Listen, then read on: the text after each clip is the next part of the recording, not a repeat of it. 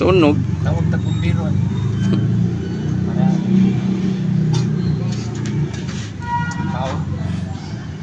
kon palo.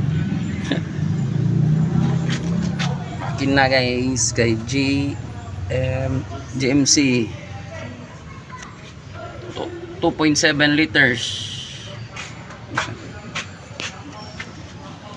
Nai-cranking pero di siya ka-start.